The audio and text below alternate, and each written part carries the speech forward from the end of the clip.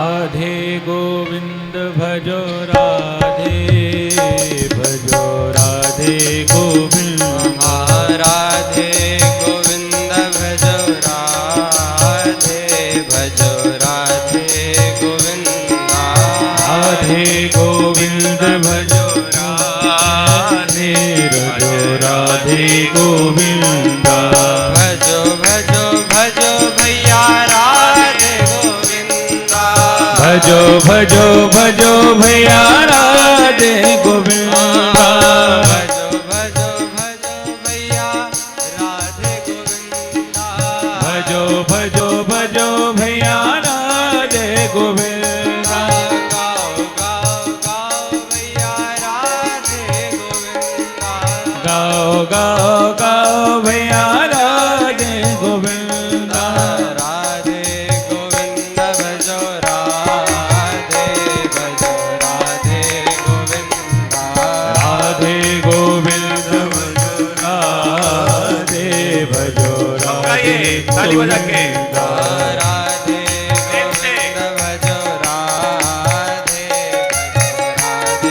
गोविंद राधे गोविंद भजो राधे भजो राधे गोविंद गाओ गाओ गाओ भैया राधे गोविंद गाओ गाओ गाओ भैया राधे गोविंद राधे राधे राधे राधे राधे गोविंद राधे राधे राधे राधे राधे गोविंद राधे गोविंद भजो राधे भजो राधे गोविंद राधे गोविंद भजो राधे भजो राधे गोविंद राधे ताली के साथ में प्रेम से राधे भजो राधे गोविंद राधे गोविंद भजो राधे भजो राधे गोविंद राधे राधे राधे राधे राधे गोविंद राधे राधे राधे राधे राधे गोविंद राधे राधे राधे राधे राधे गोविंद राधे राधे राधे राधे राधे गोविंद राधा वल्लभ लाल बोलो राधे गोविंद राधा वल्लभ लाल बोलो राधे गोविंद राधा वल्लभ लाल बोलो राधे गोविंद राधा वल्लभ लाल बोलो राधे गोविंद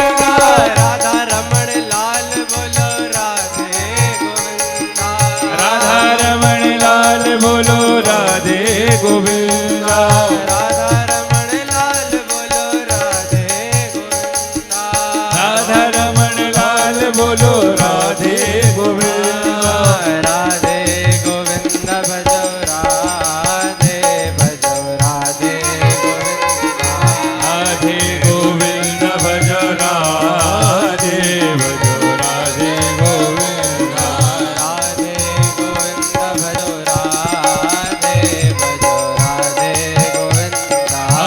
राधे गोविंद भजो राधे भजो राधे गोविंद राधे गोविंद भजो राधे गोविंद राधे गोविंद भजो राधे गोविंद राधे गोविंद भजो राधे गोविंद राधे गोविंद भजो राधे गोविंद राधा वल्लभ लाल बोलो राधे गोविंद राधा वल्लभ लाल बोलो राधे गोविंद राधे राधे राधे राधे राधे गोविंद राधे राधे राधे राधे राधे गोविंद राधे राधे राधे राधे गोविंद राधे राधे राधे राधे राधे गोविंद राधे राधे राधे राधे राधे गोविंद राधे राधे राधे राधे राधे गोविंद राधे गोविंद भजो राधे भजो राधे गोविंद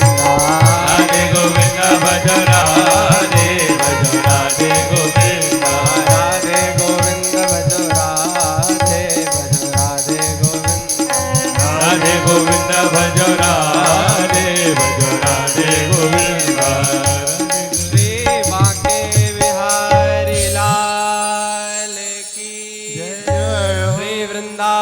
कर जोर से राम की जय हो। हो। जय जय श्री राधे।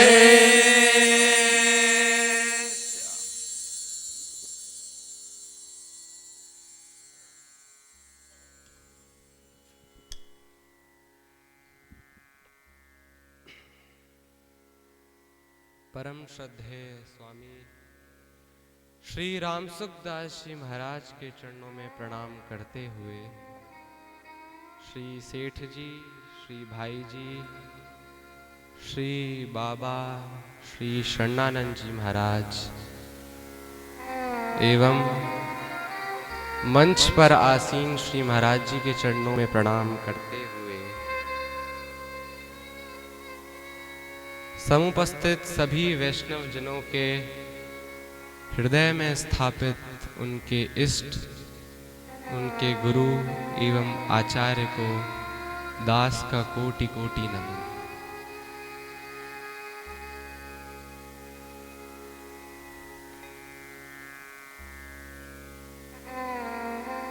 प्रसंग इस प्रकार चल रहा था कि अगर किसी का उद्देश्य निर्धारित जो पहले से है उस पर दृष्टि चली जाए और दृष्टि जाने के बाद अपना पूर्ण दृढ़ निश्चय करके वो अपने मन में ठान ले कि उसको क्या करना है, तो जो हम जैसे व्यक्ति जो बोलचाल भाषा में कहते हैं कि भाई भगवान की प्राप्ति तो बाबा जियों का काम है, 50 साल के बाद इसका प्रयास करना प्रारंभ करेंगे।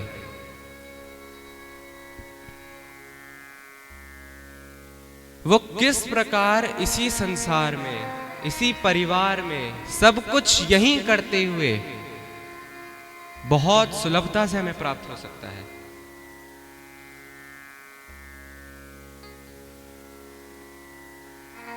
जैसे रीति काल है जिसमें कवियों का बखान किया गया, ऐसे एक भक्ति काल भी आया जो प्रमुख रूप से विक्रम संवत 1631 के लगभग पड़ा, जिसमें एक बहुत उत्तम सर्वश्रेष्ठ ग्रंथ का जिसका आपने नाम सुना होगा, श्रीमद् रामचरितमानस, उसका प्रतिपादन हुआ।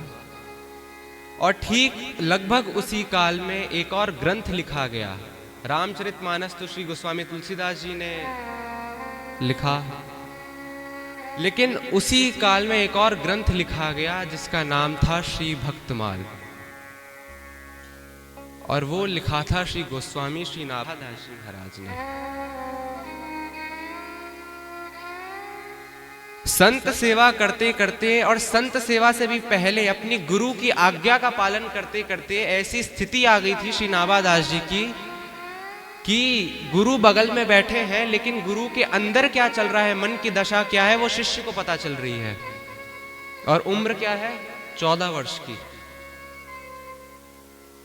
तब जब ये स्थिति मालूम पड़ी, तब गुरु ने आदेश किया कि अगर आप मेरे मन की स्थिति को पता कर सकते हो तो आप अन्य भक्त जनों की मन की स्थिति को भी पता कर सकते हो। इसलिए देखो, आज तक कई पुराण लिखे जा चुके हैं, कई ग्रंथ लिखे जा चुके हैं। एक ग्रंथ का अभाव था जिसमें भगवान श्री कृष्ण की लीलाओं का वर्णन किया जाए, वो भी श्रीमद् भागवत के रूप में यहाँ पर आ चुकी है।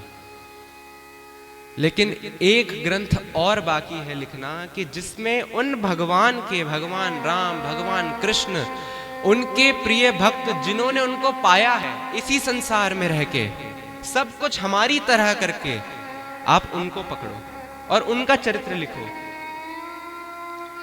और इस ग्रंथ की विशेषता यही है कि अधिकांश चरित्र, 1000 से ऊपर चरित्र हैं इसमें, अलग अलग संतों के अधिकांश चरित्र हैं वो गृहस्थियों के हैं, कि कैसे गृहस्थ में रह के सब कुछ यही करके उन्होंने उस पद की प्राप्ति कर ली। ऐसे ही एक संत का वर्णन श्री नाभादास जी ने किया है, जिनका नाम श्री जयमल जी है। जब बादशाहों का, मुगलों का समय था, बाबर, अकबर, इन सब का, तब राजस्थान ने मूलतः दो मेन डिस्ट्रिक्ट मानी जाती थी, एक मेवाड़ जिसके अंदर चित्तौड़गढ़ आप सबने नाम सुना ही होगा, और दूसरी मारवाड़। मारवाड़ के राजा श्री राव दूदा जी, जिनके 3 पुत्र, और 3 में से रतन सिंह जी के जो पुत्र जो प्रकट हुए, जिनसे आप सब जानते हैं भक्तिमती श्री मीराबाई जी, उन्हीं मीराबाई के चचेरे भाई हैं श्री जयमल जी। अब मीराबाई की तो स्थिति आप सब जानते हैं थोड़ी बहुत, कि बचपन में ही 5 वर्ष की अवस्था में संत आए और गिरधर लाल का विग्रह देखा, और ऐसा देख के मन में ऐसी उत्कंठा उठ गई कि अब तो मेरे को इन्हीं की सेवा करनी है, यही मेरा जीवन है। और महल होते थे पहले राजकुमारों के, राजकुमारियों के, रानियों के, तो ऐसा संयोग उन्होंने बना लिया, पूरी व्यवस्था बना ली कि जो उनका महल था ना, उस महल के बगीचे में कोई भी बिना आज्ञा प्रवेश नहीं कर सकता था। चाहे वो पिता ही क्यों ना हो, चाहे वो माता ही क्यों ना हो, किसी का प्रवेश नहीं हो सकता था वहां पे। क्यों नहीं हो सकता था? क्योंकि उस बगीचे के अंदर वो अपने ठाकुर जी को विराजमान रखती थी, और इस बात को वो बड़ी दृढ़ निष्ठा से जानती थी कि देखो ये सारा जो संसार है ना, जो कुछ मुझे दिख रहा है, मेरे दादा हैं, यद्यपि बहुत सज्जन है, महापुरुष है और भक्ति में बहुत साथ देते हैं, फिर भी ना तो मेरे दादा यहां रहेंगे, ना मेरे पिता यहां रहेंगे, ना मेरी मां यहां रहेगी। तो विचार किया कि कौन रहेगा मेरे साथ, कौन है मेरे साथ जो मेरे साथ पूरा जीवन बिता सकता है। जीवन के साथ भी, जैसे हम कहते हैं ना कि LIC की पॉलिसी, जीवन के साथ भी और जीवन के बाद भी, तो कौन है ऐसा? तो मन ने फिर उत्तर दिया अंदर से कि ये तो वही हो सकते हैं जो अभी हैं, पहले थे और आगे भी रहेंगे। और गिरधर लाल को अपना सब कुछ मानकर अपना पूरा जीवन उनको दे दिया। तो संतजन कहते हैं कि श्री जयमल जी के अंतःकरण में जो बीज पड़ा, जैसे हम सब यहाँ श्रवण कर रहे हैं, हो सकता है आज के पहले जो ये सत्संग का प्रयोजन बना, इसके पहले कभी किसी ने सत्संग नहीं भी सुना हो। पहली बार में हो सकता है कि जब सत्संग या कथा सुनी जाती है तो पहली बार में समझ में भी नहीं आती, क्योंकि नई चीज है, लेकिन वो बीज पड़ जाता है। जैसे श्री प्रहलाद जी का वर्णन किया गया, प्रहलाद जी का बीज मां की गर्भ में पड़ गया। जब नारद जी कयाधु को लेके, प्रहलाद जी की मां को लेके अपने आश्रम में गए, और वो क्योंकि संत का आश्रम है तो वही भगवान की चर्चा, वही सब कुछ चलता था। अब गर्भ में है प्रहलाद जी, लेकिन जैसे ही गर्भ से बाहर आए तो नारायण नारायण जपने लगे बिना सिखाए। तो जो बीज पड़ा श्री जयमल जी में, वो इन्हीं की कृपा से पड़ा, श्री मीराबाई की कृपा से। ये सिद्धांत है कि अगर एक कोई भक्त पूरे परिवार की श्रृंखला में हो गया ना, वो पीछे की पीढ़ियां और आगे की आने वाली पीढ़ियां बिना भजन करे ताड़ देगा। अगर एक भक्त उस पीढ़ी में आ गया तो पूरी परंपरा में, वंशावली में अगर कोई आ गया, और खासकर ये बात आई है कि अगर कोई कन्या भक्त बन जाती है, कोई माता बहनें भक्त बन जाती हैं, तो आगे की, अब वैसे तो कई जगह ये भी कहा जाता है कि 21 पीढ़ियां भाई तर जाएगी पुरुषों में, लेकिन खास ये बात कही जाती है कि अगर कोई माता या शक्ति के स्वरूप में कोई आई है और वो भजन में लग गई, तो आगे की 100 और पीछे की बिना भजन के ताड़ देंगी। ये एक भक्त का प्रभाव है। अब स्थिति कुछ ऐसी बनी कि मीराबाई अपने उस बगीचे में बैठ के, सुबह सुबह का समय था, तो मंगला का समय होता है, मंगल होता है जब सूरज अपनी लालिमा बिखेरता है, तो गिरधर लाल के सामने कुछ पद गायन करती थी, कुछ कीर्तन करती थी। तो जिनसे उनका विवाह निश्चित हुआ था, मेवाड़ के, चित्तौड़ के जो भावी राजा थे श्री भोजराज जी, तो वो देखने आए हुए थे। कन्या को देखा जाता है विवाह से पहले, देखने आए हुए थे। सुबह सुबह स्वर सुनाई दिया कि इतना मधुर स्वर कहीं से आ रहा है, इतनी मीठी आवाज तो कभी सुनी नहीं। क्योंकि एक गायन तो वो है कि हम राज्य में भी सुना करते हैं कि बड़े ताल मृदंग से वो गायन होता है, लेकिन ना यहाँ पे कोई वाद्य बज रहे हैं, केवल एक वीणा तानपुरा चल रहा है और एक गायन बस गले से निकले हुए शब्द बाहर आ रहे हैं। पर इतना मीठा स्वर है कि ऐसा लग रहा है कि मैं सब कुछ छोड़ के उनके पास चला जाऊं। तो जयमल जी को बुलाया और कहा कि मेरे को वो वहां जाना है जहां से स्वर आ रहे हैं। अब जयमल जी की एक आदत थी कि यद्यपि क्षत्रिय कुल के थे तो वो क्रोध, युद्ध करने की भावना वो पूरी भरी हुई थी अंदर की, कैसे कोई अगर ललकारे तो हम लड़ रहे। लेकिन एक जयमल जी के अंदर बात थी कि चाहे कुछ हो जाए, ये जो मेरी बहन यहाँ बैठ के भजन करती है ना, मेरी बहन को कभी मैं दिक्कत नहीं आने दूंगा, कोई परेशानी नहीं आने दूंगा। तो जयमल जी ने मना कर दिया कि आप नहीं जा सकते। बोले क्यों? बोले क्योंकि मेरी बहन है मीरा, वो यहाँ पे बैठ के सुबह सुबह अपने गिरधर को रिझा रही हैं। तो भोजराज ने कहा कि अच्छा मैं अंदर नहीं जाऊंगा, मेरे को बस वृक्षों के पीछे से ही दर्शन करवा दो, मेरे को बस देखना है। तो बोले चलो ठीक है। लेके गए तो पूरे बगीचों में वृक्ष और उसके बगल में खड़े होके जयमल जी और भोजराज ने जब देखा तो मीराबाई तो अपने सुध में गा रही थी, कोई होश खबर नहीं कि कौन आया कौन गया। अब स्थिति यहां ऐसी बनी कि जैसे कहते ना बलात् चित्त का हरण करना होता है, जबरदस्ती किसी का चित्त अगर खींचा जाए उसका बस नहीं चलता अपने मन पे। ऐसे ही यही स्थिति हुई श्री भोजराज जी की कि मीराबाई का दर्शन करके और ऐसा पदगान सुन के, ऐसी आस्था देखकर, ऐसी भक्ति देखकर भोजराज ने कहा कि मैं यहां क्या कर रहा हूं, मुझे तो वहां होना चाहिए। अब जो उनको रोकने वाले श्री जयमल जी थे, उनकी खुद की हालत खराब थी कि वो क्या कहें। वो खुद मीराबाई का पद सुन के ऐसे अचेत से हो गए थे। जैसे ही भोजराज जी गए मीराबाई के पास तो मीराबाई ने पद गाना बंद कर दिया। अब जयमल जी ये बात देख रहे हैं कि अभी तक तो पद गाया जा रहा था, अभी पद गाना बंद कर दिया। तो जब ये घटनाक्रम पूरा हो गया तो जयमल जी ने पूछा कि जी एक बात बताओ, आप पद तो गा रहे थे तो आपने अचानक से बंद क्यों कर दिया था जब भोजराज आए थे? तो बहुत सुंदर बात श्री मीराबाई ने कही। मीराबाई ने कहा कि जो बात श्रद्धेय स्वामी जी महाराज भी कहा करते हैं कि जयमल जो आया था ना सुनने के लिए, वो इस शरीर से संबंध रखने वाला था, पर मेरा जो संबंध है ना, वास्तव में मैं अगर जो बात आती है कि मैं शरीर नहीं हूं, जो आया है वो शरीर से संबंध रखता है। मैं उसकी होने वाली ऐसा हो सकता है कि आने वाले समय में उसकी पत्नी बन जाऊं, लेकिन ये शरीर पत्नी बनेगा। ये जो मैं हूं, मेरा मन है, ये तो गिरधर का वर्ण पहले से ही कर चुका है। आपने कल प्रसंग सुना था, श्रीमद् भागवत में प्रसंग आता है कि जब भीष्म पितामह का अंतिम वो क्षण आया और भगवान श्री कृष्ण सबको लेके गए कि सूर्य अस्त हो रहा है, ज्ञान का आप दर्शन कर लो, ज्ञान प्राप्त कर लो। तो भीष्म पितामह ने सबसे पहले किसी पर ध्यान नहीं दिया, सबसे पहला ध्यान भगवान श्री कृष्ण पे और अंतिम ध्यान भी। और क्या कहा सबसे पहली बात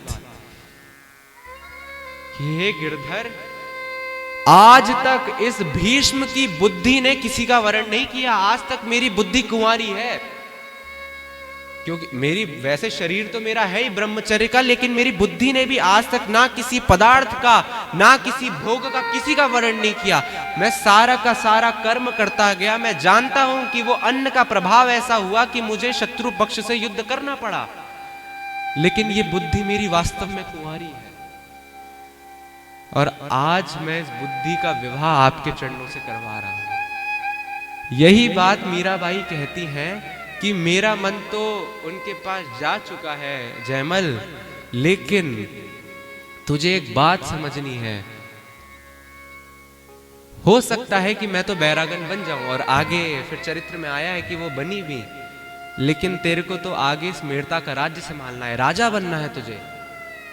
तो जयमल जी पूछते हैं कि मैं आज जो आपके संग से जो भक्ति का अंकुर, भक्ति का बीज मेरे अंदर है, कि मुझे थोड़ा बहुत सत्य समझ आ रहा है कि आप जिस प्रकार से कहते हो ना कि संसार में कोई नहीं है, मैं इस बात को समझ पा रहा हूं, लेकिन अगर आप चले जाओगे मेवाड़ तो मैं समझूंगा कैसे, मेरे को तो इस व्यवहार में रहना पड़ेगा। तो मीराबाई कहती है मैं जानती हूं, साथ में वो ये भी कहती हैं कि राजा बनना कोई आसान कार्य नहीं है। राजा का दूसरा अर्थ होता है जो पूरा रजोगुण में भरा हुआ हो, आसान नहीं है ये बात। तो जयमल जी ने पूछा कि मैं यही तो आपसे पूछना चाह रहा हूं कि मैं कैसे करूं।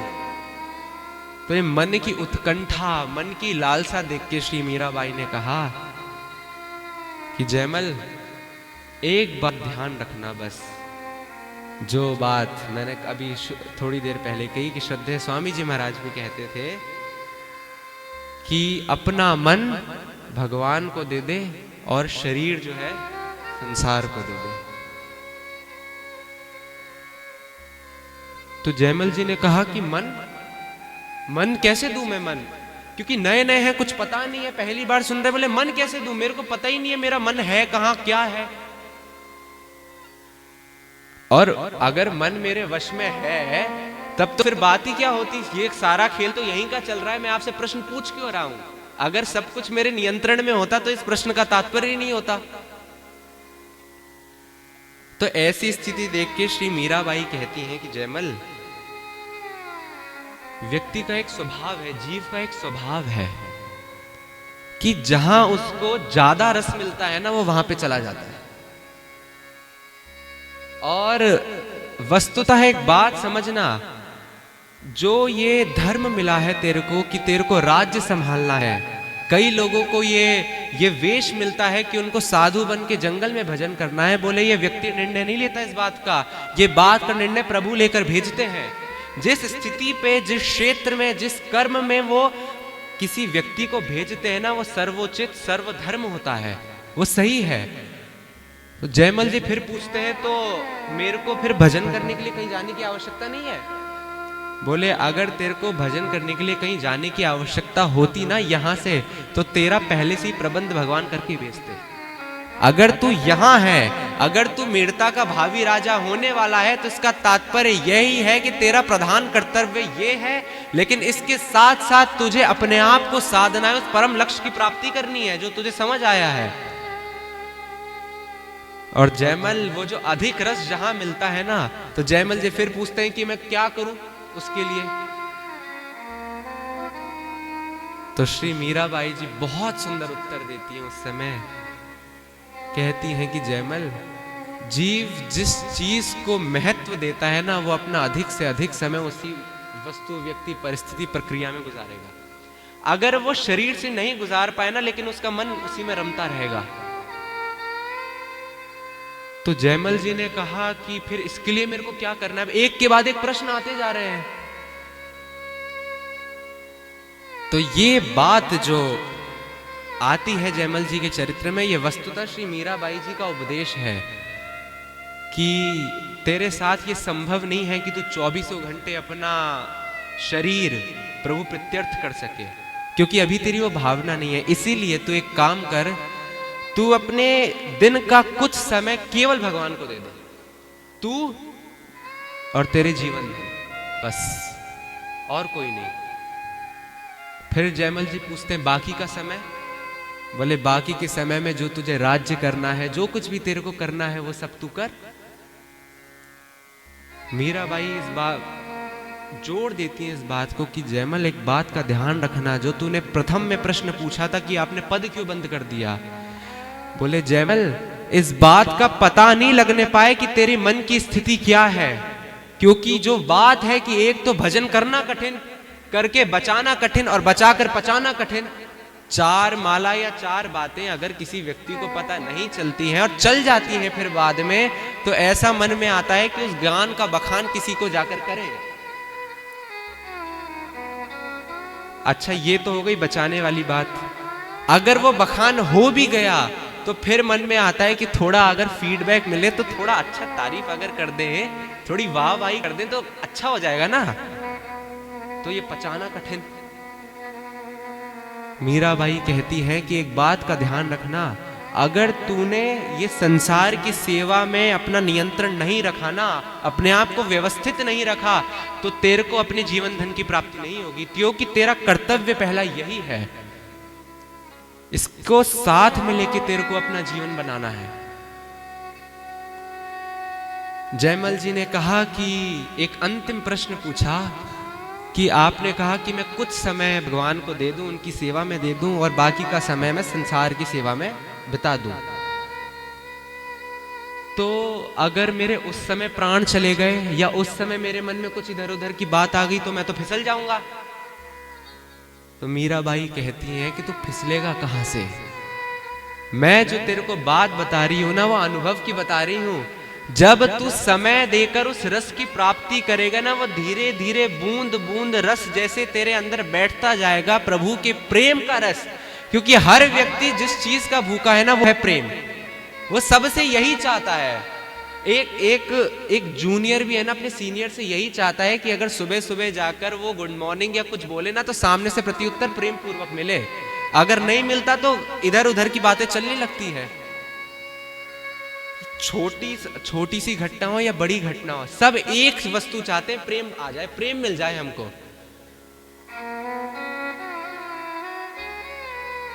तो मीराबाई कहती है कि जब उसका तेरे को अनुभव होगा ना, तो कैसे बोले कि अभी तो तू उनको पकड़ रहा है, जब तुझे ये अनुभव होगा कि वो तुझे पकड़ रहे हैं ना, तो कब तेरे वो कुछ समय जो तू भगवान को दे रहा है, कब वो 24 घंटे में परिवर्तित हो जाएगा, तुझे नहीं पता चलेगा।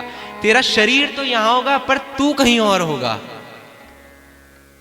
गीता प्रेस गोरखपुर में उनके संपादक, आदि संपादक श्री भाई जी श्री हनुमान प्रसाद जी पोद्दार जी महाराज जीता जागते उदाहरण है इस बात के कि कैसे व्यक्ति को अपना ये जीवन और अध्यात्म का जीवन संभालना चाहिए। अब 14-14 घंटे कार्यरत रहते थे कल्याण आदि पुस्तकों का, लेकिन कलम तो चल रही है और है कहीं और। अचानक से क्या होता था, वो कलम चल रही है, चलती जा रही है, लेकिन समाधि लग गई है। कर्म चल रहा है जो उन्हें करना है, लेकिन समाधि लग गई, क्योंकि जो अंतःकरण है ना, वो कहीं और डूबा हुआ है। अच्छा, समाधि लगी कितनी देर की? 1 घंटा, 2 घंटा? बताइए आपके हिसाब से कितनी देर की समाधि लगनी चाहिए? अगर कोई अपने इस दिनचर्या के कार्य में लगावे, कितने दिन की समाधि लगनी चाहिए? कितनी देर की? कुछ घंटे? 36 घंटे होश नहीं है, कलम चल रही है। तब भी श्री राधा बाबा आके खिड़की से देखते थे, कलम तो चल रही है। और जब 36 घंटे हो जाते तो वही किवाड़ खोलते, अंदर आते तो देखते कि वो कल्याण का और आदि जो भी पुस्तकों का कार्य तो हो चुका है, इसके साथ साथ और भी कुछ कार्य हो गया है लेखन का। और वो लेखन का कार्य हुआ क्या है, जो भाव राज्य में बैठकर वो जिस लीला का चिंतन कर रहे थे, वो सारी लीलाएं लिख दी। जो पदरत्नाकर नाम का ग्रंथ बना है भाई जी का, क्या है, इसी अवस्था में तो लिखा गया। तो एक भाई जी के बहुत परम प्रिय थे, तो हमने एक प्रश्न पूछ लिया उनसे कि जब वो ये सब कार्य करते थे, तो ये सब दोनों चीजें मैनेज कैसे कर रहे हैं? तो एक उत्तर जो समझ में आया वो ये था, प्रारंभ में तो उन संत ने कहा कि देखो भाई, यद्यपि भाई जी तो अवतारी महापुरुष हैं, लेकिन हमको जो सीखना है ना, वो ये सीखो कि उनकी तैयारी बहुत जबरदस्त थी। प्रथम चरण था उसका नाम, दूसरा चरण था सर्वत्र भगवत दर्शन। और जब वो लेखन कर रहे थे ना, तो बोले शरीर उनका दिख रहा था, लेकिन वस्तुतः मैं आपको बताऊं, मैंने कहा जी बताइए। बोले लेखन, कलम उनकी चलती थी, लेकिन जो लिखा जाता था ना, वो साक्षात श्री राधा रानी आके लिखती थी। अब ये बताने का तात्पर्य क्या है कि सारी बात श्री मीराबाई ने जयमल जी को समझाई, और अपने इस बात को सूत्र मान के श्री मीराबाई तो फिर मेवाड़ चली गई, आगे चित्तौड़ में, फिर आगे वृंदावन, फिर द्वारिका। जयमल जी ने इस बात को ठान लिया कि मेरे को तो केवल जो वो लक्ष्य है जो मेरी जीजी ने बताया है, उस लक्ष्य की प्राप्ति करनी है यार। ढूंढा तो पता चला कि इस रस मार्ग में जो प्रतिष्ठित हैं श्री धाम वृंदावन, उसमें श्री राधा वल्लभीय संप्रदाय के जो संत हैं, फिर तो क्या कहने उनके।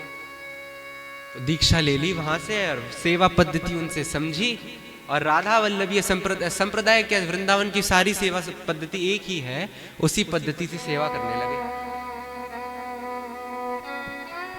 और मन में एक निश्चय कर लिया कि मेरे को सुबह सुबह के 3.25 घंटे मेरे को अपने ठाकुर को देने, मैं और वो, इसके बीच कोई नहीं।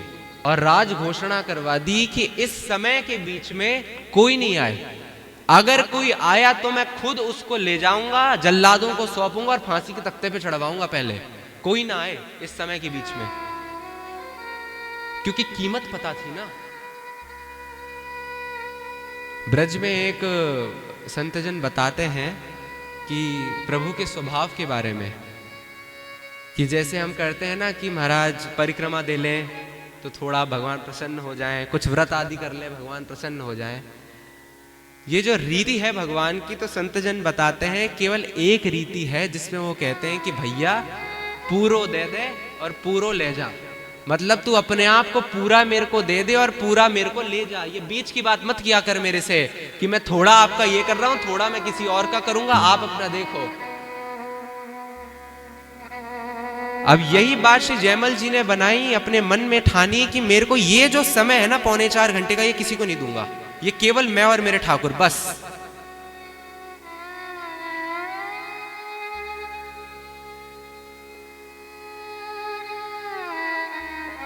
अब जैसे जैसे ये प्रक्रिया बढ़ती गई सेवा की, तो मन के अंदर और रुचता आती गई और प्रेम बढ़ता गया। अब सेवा जब वो करते थे तो श्री विग्रह स्थापित किया हुआ था, तो मन में आता कि इनको कैसे सुख दूं, क्या करूं मैं।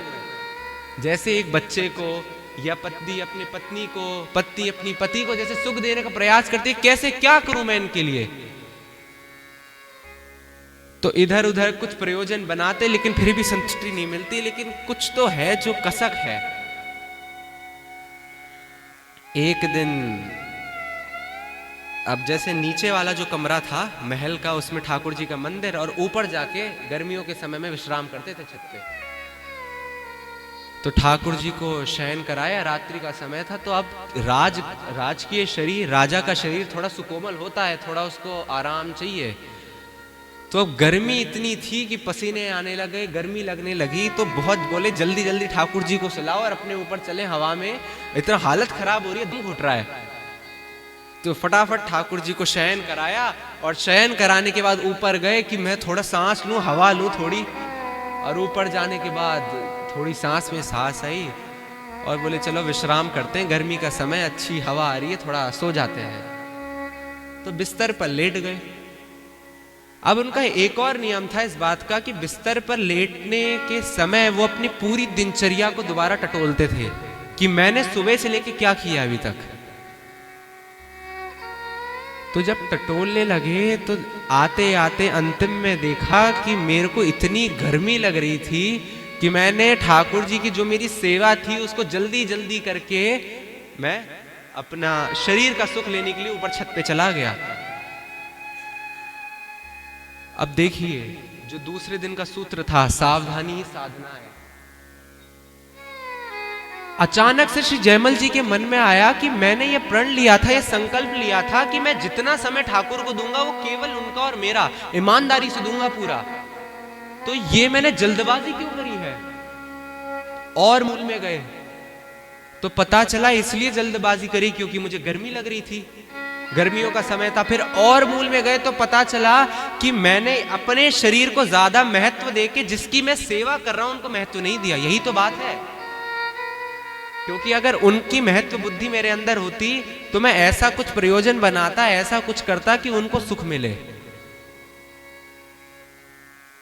तो जयमल जी ने सोच लिया कि ये जो मेरे से गलती हुई है मैं दोबारा अब करूंगा नहीं। और तुरंत दूसरे दिन सब अपने कर्मचारियों को इकट्ठा किया और बोला कि मंदिर छत पे बनाओ ताकि हवा आए, छत पे मंदिर बनाओ।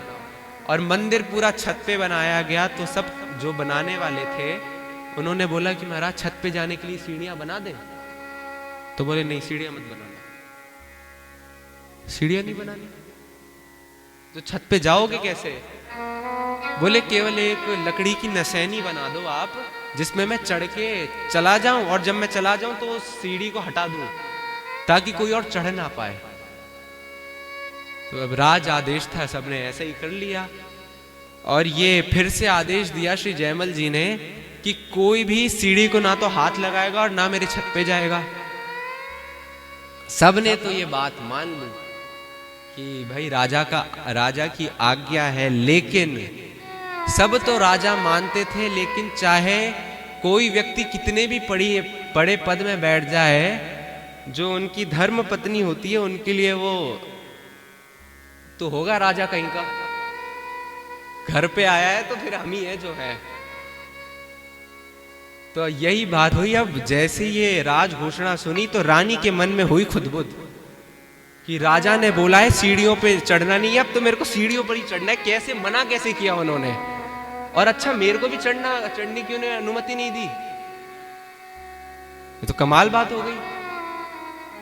रानी ने इस बात को सोच लिया कि राजा ने कहा है नहीं चढ़ना, मैं चढ़ के रहूंगी। हाँ, ऐसा थोड़ी होता है, राज है ठीक है, दरबार में आप राजा हो, सैनिकों के सामने राजा हो, यहाँ पे भी थोड़ी राजा हो आप मेरे। एक वैसी विनोद की बात है, याद आ गई अचानक से। हम एक जगह प्रियजन थे तो उनके घर पे बैठे हुए थे। तो थोड़ा लगभग रात्रि का समय आया था पास में। तो जिन सज्जन के हम यहाँ पे थे तो ठीक उनका भाव है काफी एक घरेलू संपर्क जैसा है। तो उन्होंने कहा कि एक बढ़िया जो है बादाम का दूध आप बना के दीजिए, और अच्छे से बादाम डालिएगा उसमें, बादाम का दूध बढ़िया, केसर वेसर बादाम डालिएगा। तो 2 बार इस बात को रिपीट किया था कि दूध बना रहे हो लेकिन अच्छा गर्म करके और बड़ी गिलास में लाके बादाम जरूर डालना उसपे, और ऊपर जैसे क्या था कि ऊपर भी बादाम के 2-3 टुकड़े से डाल देना। अब वही मैं बता रहा हूं। तो ठीक है। अब जब वो बोलने का जिस तरीके से लहजा था वो थोड़ा आदेशपूर्ण था कि भाई जल्दी जल्दी डाल के दो, तो समय हो रहा है। अब जो भी हुआ वो आपस में कुछ बातचीत में जो उनकी धर्म पत्नी थी वो व्यस्त हो गई, या हुई कि नहीं हमें नहीं पता। तो उन्होंने ऐसे का ऐसे ही दूध बस वो डाला, गरम गरम दूध, ना उसमें केसर थी और ना उसमें बादाम था, ऐसे ही जो है चीनी मिला के सामने रख दिया कि पी लो। तो लिया और पीने लगे। तो पीते ही पहला जैसी घूंट लिया अंदर तो एकदम से जोर से बोला कि, जोर से नहीं मतलब ऐसे बोला कि अरे इसमें बादाम तो है ही नहीं। अब ऐसा हो सकता था कि भूल गई है बादाम, ऐसा हुआ शायद कि बादाम डालना भूल गई, लेकिन हार कैसे स्वीकार करें? हार थोड़ी स्वीकार है, हार कैसे स्वीकार करें? जैसे ही बोला बादाम नहीं डाला, सामने से उत्तर आता है क्या करोगे बादाम खा के? बादाम नहीं डाला, दूध पी लो। तो ऐसी स्थिति श्री जयमल जी के पत्नी की थी कि राज आज्ञा तो हो गई लेकिन मैं तो इस आज्ञा को तोड़ के रहूंगी। 2-3 बार प्रयास किया, नहीं हुआ। अब लेकिन राजा इधर उधर कार्य में व्यस्त रहते हैं। पत्नी ने क्या किया, वो सीढ़ी का बंदोबस्त किया और सीढ़ी लगा ली। चढ़ने में थोड़ी दिक्कत तो हुई लेकिन चढ़ गई। बोले देख के रहूंगी, सारी दास दासियों को दूर हटाया और मैं चढ़ के देख के रहूंगी। ऊपर चढ़ी तो देखा कि एक संगमरमर का एक बड़ा दरवाजा है लकड़ी का, और उसके अंदर कुछ कक्ष बना हुआ है, कुछ है उसके अंदर। तो वहां जाकर दरवाजे को हाथ लगाया तो कुछ आवाजें, कुछ अंदर से ऐसा लगा कि कुछ हो रहा है अंदर, कुछ है अंदर। तो और मन में वो बड़ी जिज्ञासा कि भाई ऐसा कौन है जिससे छुपा के रखा था इतने दिनों से, और मन में अलग अलग प्रकार के विचार चल रहे थे। तो धक्का देके, एकदम से जोर लगा के धक्का देके वो दरवाजा खोला। चिटकन थी नहीं दरवाजे में। जैसी दरवाजा खोला तो ऐसी सुगंध बाहर आई कि रानी को समझ नहीं आया कि कौन है अंदर की ऐसी सुगंध।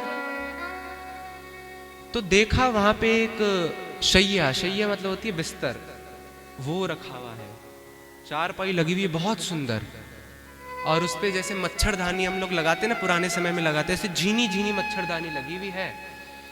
इधर से पूरा एक तरफ हवा आने के लिए रास्ता, खिड़की छोड़ रखी है। जब रानी ने देखा कि उस बिस्तर पे कुछ खटपट हो रही है, वो सुगंध से तो मंत्रमुग्ध हो गई थी, क्योंकि ऐसी सुगंध तो कभी सूंघी नहीं, कभी ऐसा अनुभव नहीं किया। और जैसे ही वहां पे देखा उस शैया के ऊपर, तो क्या देखा, साक्षात श्री ठाकुर जी वहां पे बैठे हुए हैं। अब ये दर्शन हुआ रानी को, तो एक बार तो समझ नहीं पाई कि ये क्या हो गया, ये कौन है। अब छोटे से नन्हे नन्हे से 9-10 साल, जैसे विग्रह इतना सही तो होता है, विग्रह इतना सा विग्रह था, पर विग्रह मूर्ति वो जो पंच धातु की या पीतल की मूर्ति होती है, उसका दर्शन नहीं हुआ रानी को। दर्शन किसका हुआ कि ठाकुर जी श्री कृष्ण है वहां पे। और थोड़ा देखा कि अभी भी खटपट बंद नहीं हुई, तो क्या देखा, ऐसा उजाला कि जैसे एकदम से बिजली कड़कती है ना आसमान से, बिल्कुल आंखों को चुंधिया देती है कि ये क्या हुआ, समझ नहीं आता। ऐसा उजाला, और केवल एक छवि के दर्शन हुए कि उनके साथ साक्षात श्री राधा रानी वहां विराजमान। अब रानी ने जब ये दर्शन किया, रानी को कुछ समझ नहीं आया, हकपका गई, ये क्या है। और वहां से जल्दी वो द्वार बंद किया और नीचे आ गई और सीढ़ी हटाई और अपने कक्ष में जाके सो गई। रानी को ये बात पची नहीं पा रही थी कि जिनका मैंने दर्शन किया ये वास्तव में संभव है। रानी को इस बात का भी बड़ा आश्चर्य कि मैंने तो आज तक कोई भजन किया नहीं, मैंने तो आज तक कोई भक्ति ना नाम जपा ना कर्म किया, कुछ तो मैंने किया नहीं। रानी हूं, रनिवास में रहती हूं, ऐश्वाराम भुगती हूं, कहीं कोई भ्रम तो नहीं हो गया मेरे को।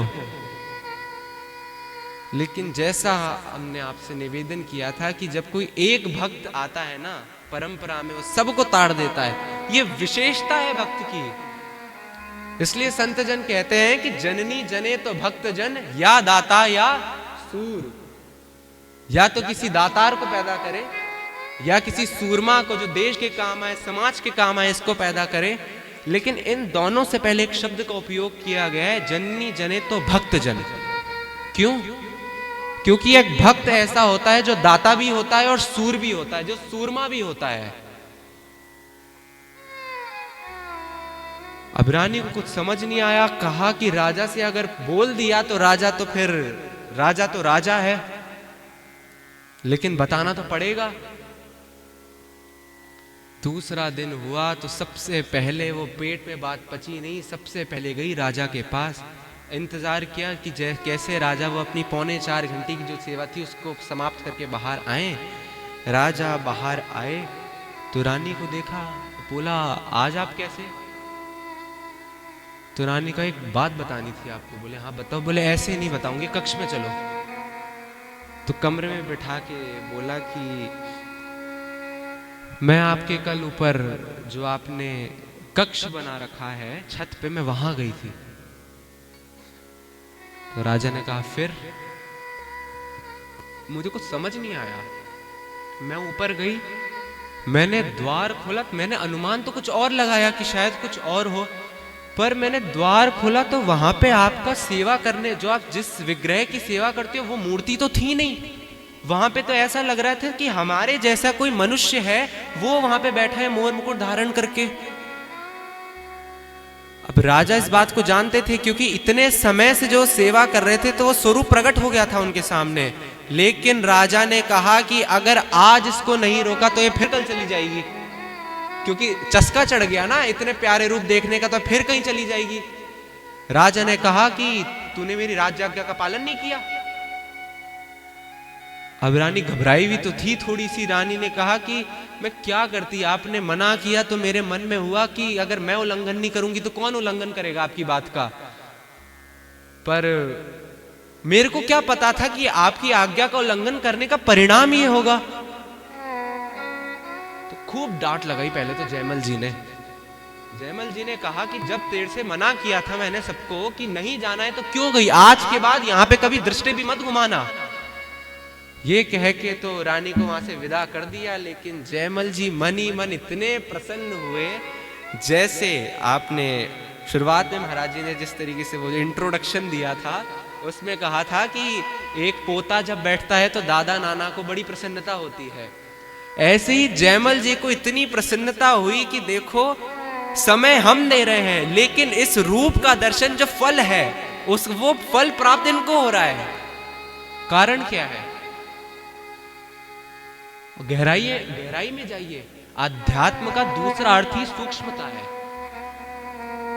संत जन जो है ना वो गहराई में प्रवेश करते हैं, गहराई में अपने अंदर। श्री स्वामी हरिदास जी महाराज के अष्टादश सिद्धांत के पद में एक सिद्धांत है, आओ समाधि भीतर। भीतर यहां घुसो, यहां, क्योंकि यहीं से सारा प्रकाश यहीं से, उत्पत्ति यहीं से और समाप्ति भी यहीं है। अब राजा इतना प्रसन्न कि देखो ये हुआ, लेकिन कारण तो राजा ने विचार किया कि जो बात श्री जीजी ने कही थी मीराबाई ने कि अगर एक भक्त हो गया ना तो पूरे परिवार को ताड़ देगा, पूरे परिवार को। राजा को बड़ी प्रसन्नता हुई और राजा ने विचार किया कि अगर मेरी पत्नी को, जो कभी माला हाथ में नहीं लेती, दिन भर जब भी आओ तो स्वभाव है लड़ने का, तो लड़ती रहती है, इधर उधर की बात करती है, कोई भक्ति की बात नहीं करती, उसको भी अगर ये दर्शन हो सकता है तो जो ये मेरे सब दरबारी जन है जो मेरे साथ नित्य प्रति बैठते हैं, मेरा संग करते हैं, दरबार में बैठो तो कई 6-6 घंटे गुजर जाते हैं दरबार में बैठने के बाद, इनको कुछ लाभ हो, परहित का भाव मन में जागा, इनको कुछ लाभ हो, क्या करें? तो दूसरे दिन गए और सभी सभासदों को बुलाया और बोले कि आज से एक नियम है। बोले क्या है नियम सरकार? बोले ये जो सभा है ना हमारी, जितने भी समय हमें सभा चलती है, इस बात का वर्णन तो नहीं है कितने समय सभा थी, लेकिन हमको नित्य प्रति 1.5 घंटा देना है। तो सभा वालों ने पूछा, मंत्रियों ने, किसमें देना है 1.5 घंटा? बोले यहीं बैठोगे, कहीं नहीं जाओगे, मैं गद्दी पर, तुम जैसे मेरे सामने बैठते हो वहीं बैठोगे, लेकिन एक बात रहेगी, सबके हाथ में रहेगी माला और सब करेंगे मेरे साथ नाम, और 1.5 घंटे तक मैं छोड़ूंगा नहीं। तो पहले तो किसी को कुछ समझ आया नहीं, पर ठीक है, राजा के सामने कौन बोले, करने लगे। अब माला करते थे। अब राजा के मन में तो हित का भाव था कि भाई जो वस्तु की प्राप्ति मुझे हुई है वो वस्तु की प्राप्ति इन्हें भी हो जाए, तो माला करवाते थे श्री जयमल जी। लेकिन उन्होंने इस बात को देखा कि हो क्या रहा है, हर दरबारी अपनी अपनी माला में लगा हुआ है। माला में लगने से क्या हो रहा है, कभी वो झपकी ले लेता है, 1.5 घंटा समय कोई कम समय थोड़ी होता है जिसने कभी कुछ ना किया हो, कभी तो झपकी ले लेता है, कभी कभी और माला में क्या पूरा 108 मन के सुमेरु जल्दी जल्दी दोनों हाथों से खींच के माला ऐसे ऐसे पूरी करने लगते हैं। राजा बोले ठीक है भाई। राजा ने फिर बुलाया सबको और बोले देखो कल से कोई माला नहीं करेगा, अपनी अपनी माला से कोई नहीं करेगा। बोले फिर कैसे करेंगे? बोले ये सब गद्दी से नीचे उतरो, मैं भी उतरता हूँ, और सब ऐसे ये सर्कल में जैसे बैठते हैं ना, ऐसे बैठो गोलाकार वृत्ति में। और पहले ही अपने कर्मचारियों सेवकों से कह के एक बड़ी माला जो होती है ना, इतने मोटे मोटे मनकों की बनवा रखी थी, और सारे सुमेरु तो खुद ने पकड़ लिया, और सारे माला एक एक मन का एक एक सभा वालों को दे दिया, और बोले कि एक बार भगवान का नाम लो और मन का आगे करो। अब कैसे, तो कोई सोए जब राजा सामने है, और एक एक मन का अगर इतना इतना मोटा तुलसी का मन का है तो उसको तो भार पहले पकड़ो, ना तो नींद आए ना मन इधर उधर कहीं जाए। और एक माला तब मानी जाएगी जब सबके घूम के, जिसके हाथ में पहले सुमेरु आया है माला का, जब अंत में उसके हाथ में सुमेरु आएगा ना, तब पहली माला है। और एक ही माला 1.5-2 घंटे ले जाती थी करते करते। 108 माला, सभासदी 108 नहीं थे, 108 माला। तभी तो वो 108 अगर लोग होते तब तो जल्दी जल्दी हो जाती एक बार में। वो एक ही माला में समय इसलिए लगता है, सभासदी 10-15, लेकिन घूम घूम के राजा के मन में विचार आया। उससे पूछा रानी ने जयमल जी से कि इतने मोटे मोटे माला बनाने की आवश्यकता क्या थी? तो राजा ने बोला कि देखो भाई, जिस प्रकार आप हो ना, आपसे भी गए बीते हमारे दरबारी है वस्तुतः। आप तो पूरे दिन हमारे साथ रहते हो, कुछ हम कभी दे सकते हैं आपको, ये तो कुछ समय आए वापस चले जाएंगे। मेरा लक्ष्य ये है कि अगर मैं उस स्थिति को प्राप्त कर रहा हूं तो अकेला मैं नहीं करूंगा। अगर मेरा जो दिन का समय है उस समय की कुछ भागीदारी ये सब परिजन भी दे रहे हैं, मेरा पूरा जीवन है इनके साथ ही तो पूर्ण हो रहा है, तो मेरा कर्तव्य बनता है कि इनको भी तार के चलूं। प्रयास कर सकता हूं, तरे ना तरे तो भगवान के हाथ में, प्रयास कर सकता हूं। और अगर मैं इनको ये भी आज्ञा दे सकता था कि अपनी अपनी कुटियाओं में जाके भजन करो, लेकिन कोई भजन नहीं करता, कोई कभी किया नहीं, कोई माला नहीं जपता, ना तो किसी को नाम की महिमा पता, ना भगवान पता, कुछ अता पता नहीं। लेकिन जयमल जी कहते हैं, रानी एक बात तुम देखना, इन्होंने ठाकुर का दर्शन नहीं किया, लेकिन इस बात का संकल्प मैं लेता हूं, अगर मेरी भक्ति में वास्तविक सच्चाई है ना, तो ये जो मेरे साथ कर रहे हैं ना, जो कुछ थोड़ा बहुत समय 1.5 घंटा दिन का कर रहे हैं, इनको भी उसी पद की प्राप्ति होगी जो मेरे को होने वाली है। जहां मेरी जीजी मीराबाई जाने वाली है, जहां यहां वृंदावन के रसिक जन जाने वाले हैं, वहीं मैं जाऊंगा, इनको भी लेकर जाऊंगा मैं साथ में। अब जब ऐसी स्थिति धीरे धीरे हो गई, वो परहित बस जिनके मन माही, तिनको जग दुर्लभ कछु नाही। अब आप एक बात को देखिए, प्रारंभ में आपने श्रवण किया कि मन भगवान को देना है, शरीर संसार को देना है। इसका तात्पर्य सीधा सीधा ये होता है कि भगवान आपके शरीर के भूखे नहीं है ना। इसलिए मानसी सेवा का महत्व है कि अंत में गति मानसी में आ जाती है, जब शरीर का धर्म भी छूट जाता है। और जो संसार है वो आपके अंतःकरण का महत्व नहीं रखता, वो आपके शरीर का महत्व रखता है कि आपका शरीर चल रहा है कि नहीं। अगर शरीर नहीं चल रहा तो फिर आप जाओ, विदा लो।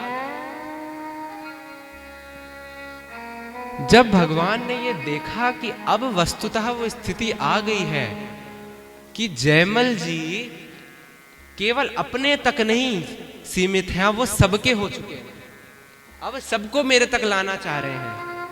श्री गोस्वामी तुलसीदास जी महाराज एक बात कहते हैं, तुलसी सो सब भांति परम हित। बहुत ध्यान से सुनिएगा इस बात को। तुलसी सो सब भांति परम हित, पूज्य प्राण ते प्यारो, जासो होय सनेह राम पद, ऐतो मतो हमारो। उनसे किसी ने पूछा कि आपके मत में इस संसार का सबसे बड़ा हित क्या है, मतलब हित यानी कि सबसे बड़ा हम सेवा क्या कर सकते हैं, सबसे बड़ा हित क्या कर सकते हैं किसी का, और आपके विचार में संसार में सबसे पूजनीय कौन है। तो श्री गोस्वामी तुलसीदास जी ने कहा कि हम तो केवल ये बात जानते हैं कि संसार का सबसे बड़ा हितैषी और हित यही है कि अगर कोई किसी को येन केन प्रकारेण भगवान नाम की प्रेरणा दे सके, भगवान नाम की प्रेरणा यानी भगवान की स्मृति करा सके, भगवान में जोड़ सके। और मेरे विचार में सबसे अधिक पूजनीय भी व्यक्ति वही है जिसने किसी भी तरीके से आपको थोड़ा बहुत ही सही वो दृष्टि प्रदान करी है, ये जानने की कि वस्तुतः मैं ये नहीं हूं जो मैं हूं, अभी जो मैं हूं मैं वस्तुतः कोई और हूं, मैं अंश हूं। मैं हूं कौन? अंश भी नहीं। श्रद्धेय स्वामी श्री राम सुखदास जी महाराज कहते थे, पहले कहते थे वासुदेव सर्वम,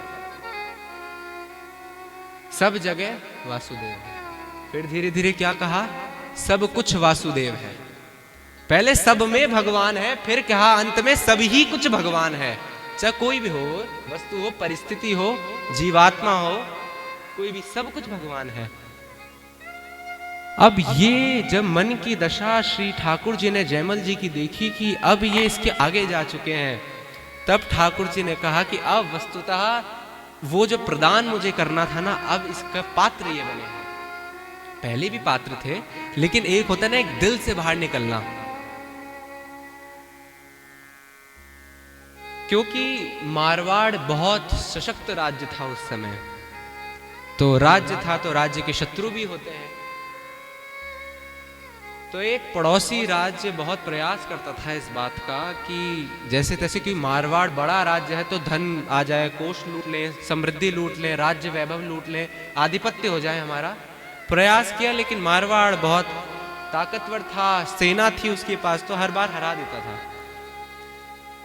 अब वो जो शत्रु राजा था वो विचार करने लगा कि कुछ तो ऐसी कमजोर कड़ी होगी, कुछ तो ऐसा होगा जिसमें वार किया जाए।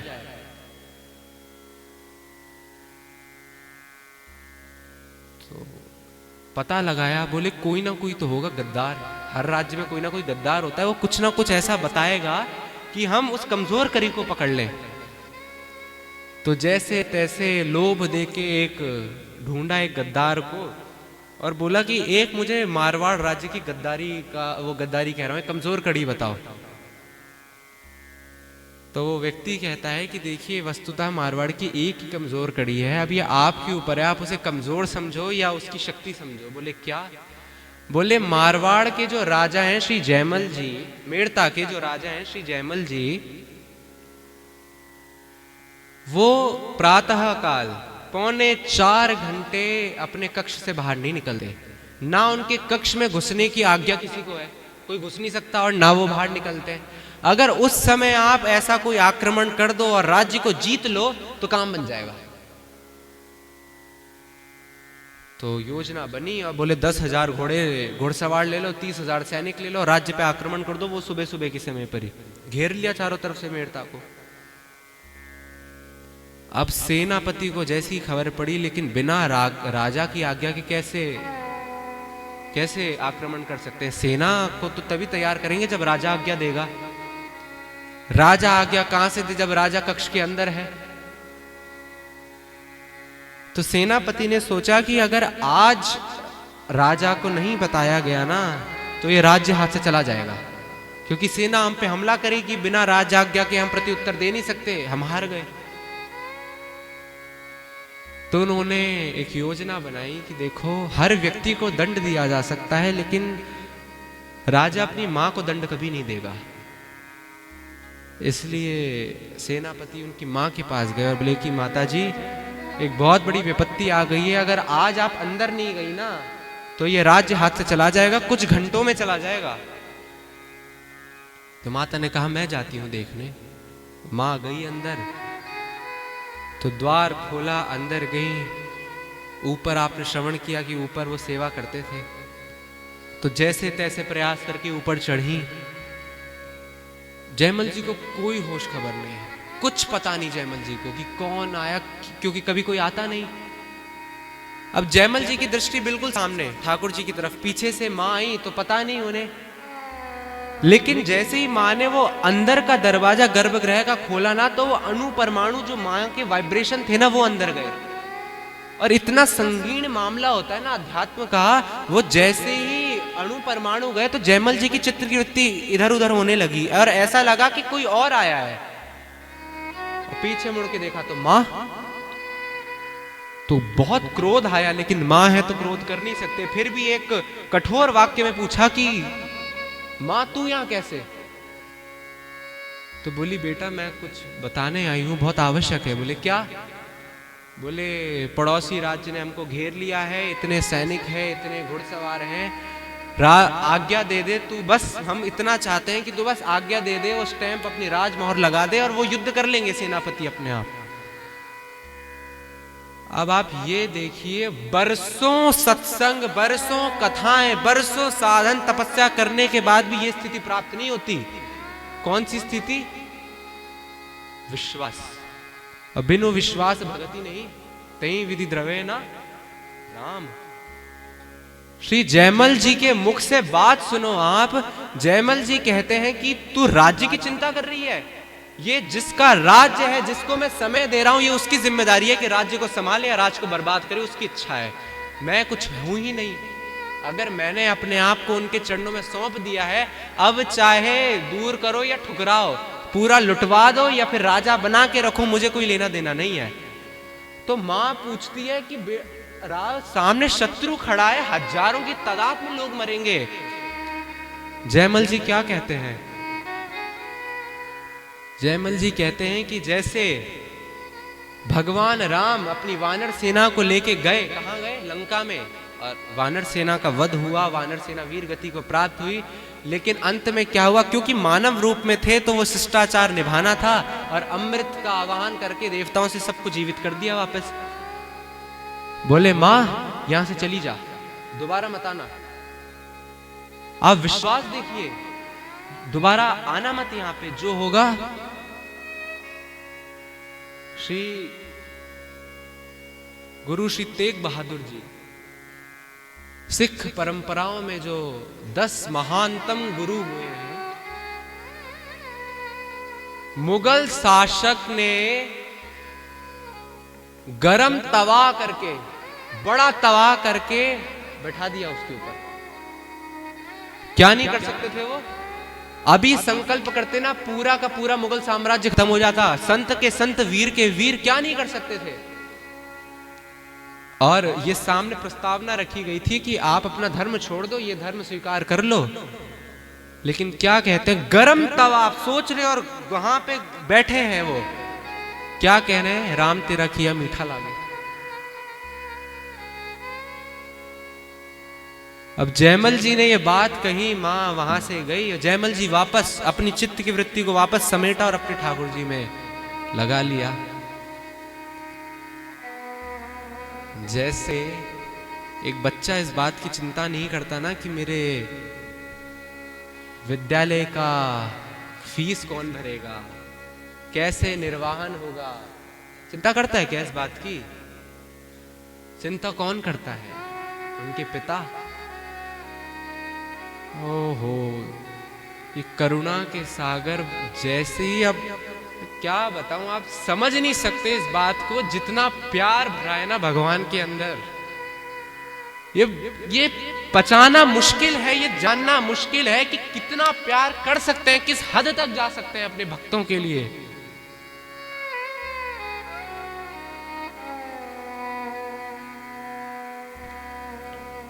क्या किया जयमल जी ने? कुछ नहीं कहा ठाकुर जी से कि मेरा राज्य खतरे में, आप बचाओ जाके, मैं आपकी सेवा कर रहा हूं। कोई उलाहना दी, कोई एहसान जताया कि देखो मैंने आपके लिए इतना। और ये जब आक्रमण हुआ था ना, तब उस समय जयमल जी की अवस्था 80-85 वर्ष की थी। कुछ कहा उन्होंने? चुपचाप अपना बस बैठ गए। लेकिन रहा नहीं गया, वो जो सामने सिंहासन पे बैठे हुए थे ना, उन्होंने कहा ऐसा विश्वास, उठ गए वहां से। एक स्वरूप में तो उनके सामने बैठे, एक स्वरूप में उठे, और यही 16 वर्ष की अवस्था और युवा अवस्था, 16 वर्ष की, श्याम शरीर, सांवला रंग होता है ना वही, और गए। तब युद्ध करना है, तलवार हाथ में ली भगवान ने। ये कलयुग की बात है, अभी 500 वर्ष पूरे नहीं हुए इस बात को अभी तक। मीराबाई के समय को, काल को 500 वर्ष थोड़ी हुए अभी पूरे। तलवार हाथ में ली।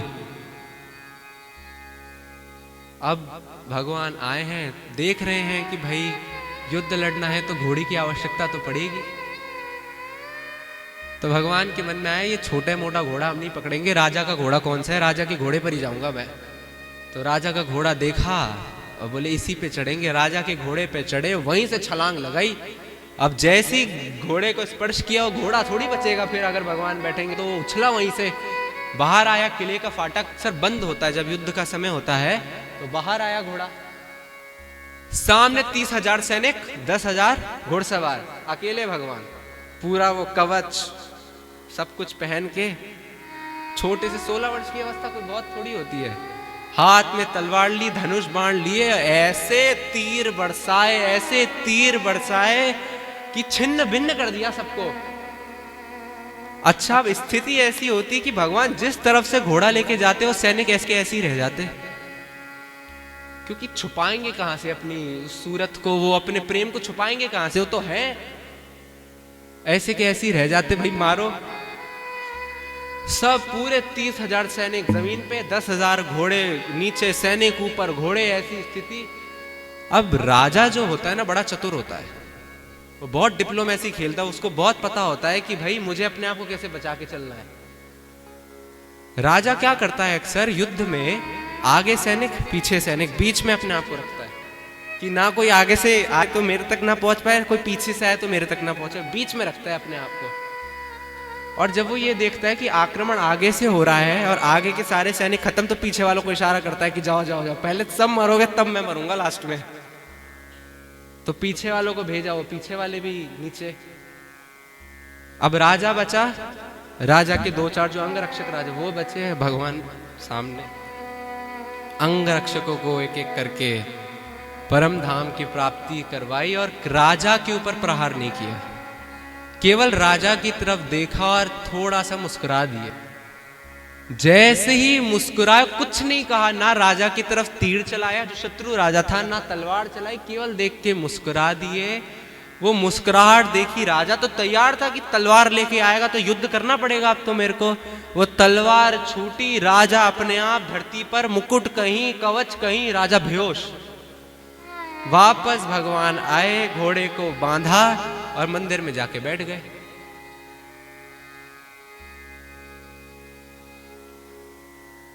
ये बात पे विश्वास करना है ना, वास्तव में बहुत कठिन है। ये बिल्कुल हो सकता है कि आप में से आधे से ज्यादा जनों को लगो ये तो काल्पनिक बातें, ऐसा हो नहीं सकता, पर ऐसा होता है, आज भी होता है, होता रहा है। ये तो एक बंधन मान लो कि आज के समय के जो संत है ना, उनकी आज्ञा है नहीं कि उनको प्रकाश में लाया जाए, वरना आज भी ऐसे ऐसे संत श्रीधाम में विराजमान है कि ऐसी लीलाएं उनके साथ होती हैं। क्यों हो रही है लीला? वो जो प्रेम था ना, जयमल जी ने केवल एक किया कि अपना उद्देश्य, बस मैं और मेरे, वो और कोई नहीं। वो आसक्ति जो सब में थी ना, आसक्ति का स्वभाव है, जो आसक्ति है वो जा नहीं सकती, लेकिन वो जो आसक्ति है ना, आसक्ति को लगा के उनके चरणों में डाल दिया कि बस आप और मैं। ये अगर आसक्ति है, मोह है, ममता है, जो कुछ भी है पता नहीं है, लेकिन सब कुछ आप ही से होगा। अब यही बात है, यही सब भक्तजन इस बात को कहते हैं, संतजन की कहां आशा लगाए बैठे हैं हम। क्या होगा आशा लगाने से? ठीक है, वो जीव का स्वभाव है कि कभी इस डाल पे बैठता है, कभी उस डाल पे बैठता है, लेकिन उस डाल को ही काट दिया जाता है, उड़ाया नहीं जाता पंछी को। जो जीव का स्वभाव है ना, कभी ये डाल कभी वो डाल ही कट जाती है, पंछी उड़ेगा कहां से? डाल जब कटती है ना तो नीचे आना पड़ता है, फिर देखता है कि कोई नहीं मेरा, और वो कोई नहीं करते करते अंत समय वो समय आ जाता है जब कुछ फिर बचता नहीं है। आए थे हरि भजन को और ओटन लगे।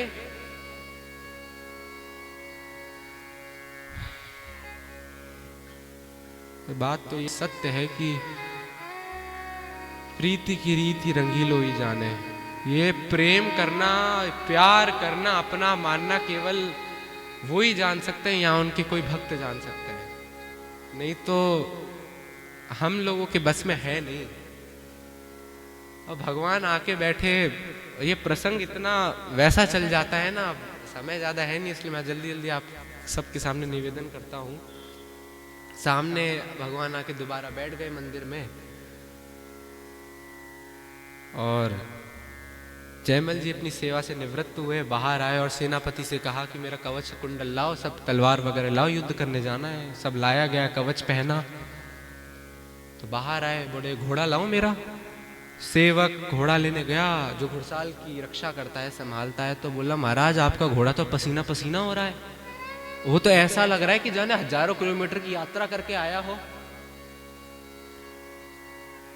तो राजा ने कहा कि ऐसा कैसे हो सकता है, मेरे घोड़े पे तो कोई बैठ ही नहीं सकता।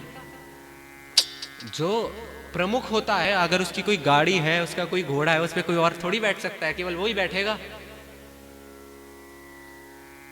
तो राजा ने वही बोला कि भाई मेरे घोड़े पे तो कोई बैठ नहीं सकता।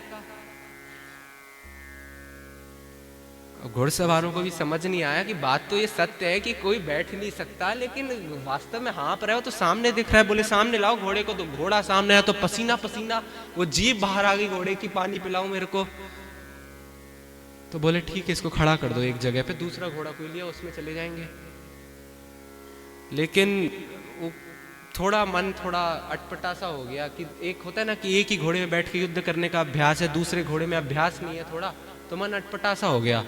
पर बोले ठीक है चलो चलते हैं अब। लेकिन अटपटे मन का रहस्य ये था कि उनको ये समझ नहीं आया कि आज तक ऐसा कभी नहीं हुआ, मेरा घोड़ा हाँफ क्यों रहा है, वो ऐसी स्थिति में आया कैसे। तो बाहर गए, किले से धीरे धीरे नीचे उतरे, पूरी सेना नीचे उतरी, राजा भी नीचे उतरा। तो क्या देखते हैं, वो सारे के सारे सैनिक नीचे, मतलब जमीन पे गिरे हुए। बोले ये क्या हो गया? तो सेनापति से पूछा कि कुछ हुआ था क्या, कोई युद्ध आपने मेरे बिना कर लिया? बोले महाराज हमने तो किले का दरवाजा ही नहीं खोला, हमने देखा ही नहीं है कुछ, हम तो आपका प्रतीक्षा कर रहे थे कि आप कब आओगे, कब आप आज्ञा दोगे। तो राजा ने कहा श्री जयमल जी ने कि ये शत्रु पक्ष के राजा को ढूंढो। तो राजाओं की पहचान होती है कि उनका मुकुट में कुछ विशेषता होती है, कोई मणि लगा हुआ होता है, अच्छा मुकुट होता है। बोले ढूंढो, मुकुट से पहचान होती है, ढूंढो। तो ढूंढा गया तो वो बीच में मिले राजा साहब, वो घोड़ा ऊपर, राजा नीचे, मुकुट इधर। जयमल जी ने उठाया, पानी वानी थोड़ा जल छिड़का। राजा उठ के जयमल जी को देखता है, सैनिकों को देखता है, लेकिन कुछ होश नहीं राजा को। जयमल जी बोलते हैं कि आप अपनी हार स्वीकार करते हैं, क्योंकि चरणों में है, तलवार गर्दन पे लटकी हुई है। तो अब वो राजा बोलता है कि जयमल जी,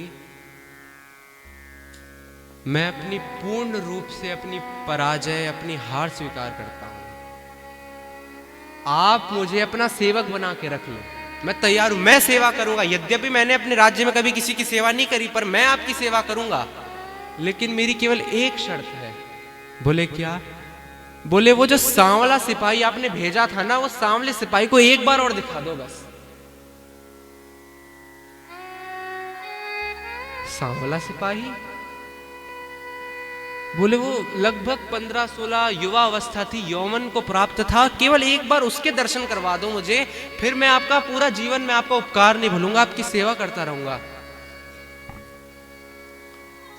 जयमल जी ने भाई सेनापति को बुलाया, बोले बुलाओ कौन सा सांवला सिपाही है हमारे पास। अब राजा को क्या पता कितने सारे सैनिक है, कौन कौन है, कौन सांवला है, कौन गोरा है। सेनापति ने कहा महाराज 16 वर्ष का बालक तो कभी सेना में आ ही नहीं सकता, कम से कम 24-25 साल का हो, शरीर से बलवान हो, वो तो आए। 16 साल का बालक कहां युद्ध करेगा? तो जयमल जी ने पूछा कि वो दिखता कैसा था। बोले महाराज देखा तो कहां हमने, वो तो पूरा सब कवच वगैरह सब डाले हुए थे, पर केवल जो हमें दिखा ना, केवल आंखें दिखी थी उसकी, और उसके वो जो मुस्कुराहट थी उसके दर्शन हुए थे। हम आंखों का वर्णन तो कर सकते हैं, लेकिन मुस्कुराहट का वर्णन नहीं हो सकता। बोले आंखें बताओ। तो राजा ने कहा कि ऐसा लग रहा था कि न जाने कैसा प्रेम उस सांवले सिपाही की आंखों में बैठा हुआ है। मेरे को ये समझ नहीं आया कि ऐसा प्रेम में डूबा हुआ व्यक्ति कैसे संहार कर सकता है, कैसे युद्ध लड़ सकता है। लेकिन जब वो मेरे पास आया ना, तब मुझे पता चला कि वस्तुतः ये सैनिक तलवारों से नहीं मरे, ये तो इसके नयनों के कटाक्ष से मरे हैं। ये जहां देखता है वहीं पे बिछ जाते हैं वो। तो मेरे को बस आप एक काम कर दो, आप मेरे को सांवले सिपाही को एक बार बस दिखा दो। जयमल जी ने कहा हमने आज तक खुद नहीं देखा उस सिपाही को, हम आपको कहां से दिखा दे सांवले सिपाही को। अब जयमल जी के मन में एक कड़ी तो चल रही थी कि ये अगर मेरा घोड़ा हाँफ रहा है तो इसका मतलब है कोई इस पे बैठा है, कोई चढ़ा है, कहीं इसकी सवारी हुई है। किसी में इतनी हिम्मत नहीं है कि मेरे घोड़े पर हाथ लगा सके, इतना अधिकार तो किसी को दिया नहीं।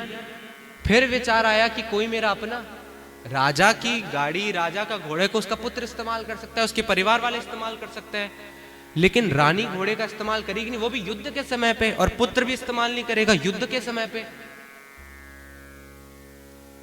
तो वहां से हटे और सारे सैनिकों को बोला कि जितने भी यहाँ पे शव हैं उन सब वीर गति को प्राप्त हुए, उन सबको आप अंतिम दाह करो, राजा को लेके मेरे साथ आओ महल में और मुझे कुछ समय के लिए एकांत छोड़ो।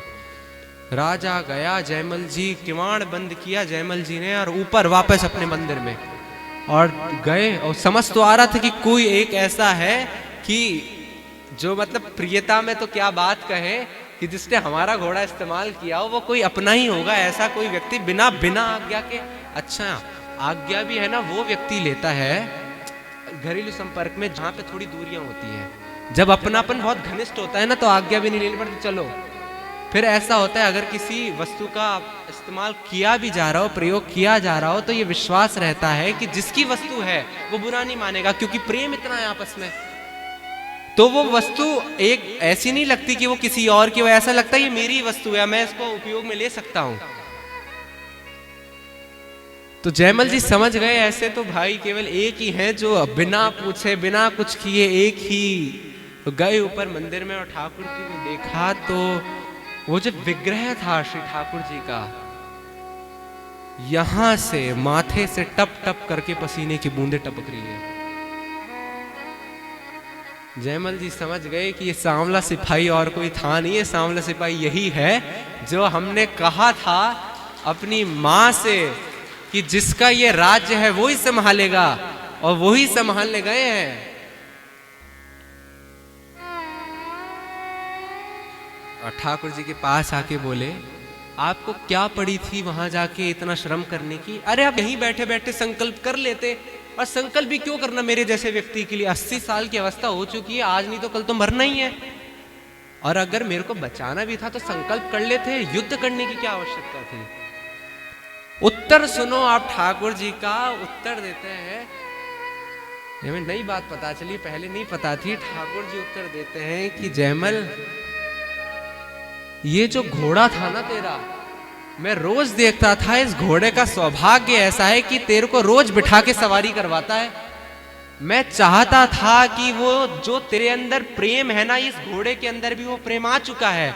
मैं बस उसका रसास्वादन करना चाहता था कि तुझे कैसा लगता है बैठ के, इसलिए मैं गया हूं।